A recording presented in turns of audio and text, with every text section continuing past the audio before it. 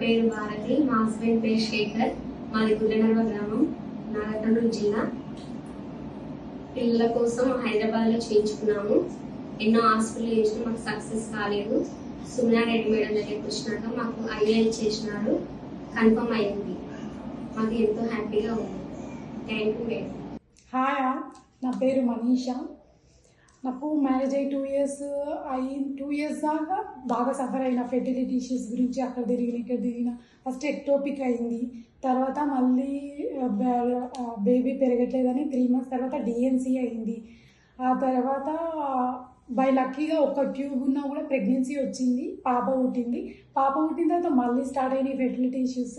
చాలా తిరిగిన తర్వాత మళ్ళీ ఏమైందంటే ప్రాబ్లము, మన ట్యూబ్ ఒక్క సింగిల్ ట్యూబ్ ఉంది కదా, నాకు ఉన్నది సింగిల్ ట్యూబ్, అది కూడా బ్లాక్ అయిపోయింది. బ్లాక్ అయిపోతే చాలా హాస్పిటల్స్లో ఏం చెప్పినారంటే డైరెక్ట్ మెథడ్స్ చెప్పినారు, లాప్రోస్కోపీ అది ఇది అనేసి చెప్పినారు. అప్పటికి నేను చాలా ఎమోషనల్ అయినాను.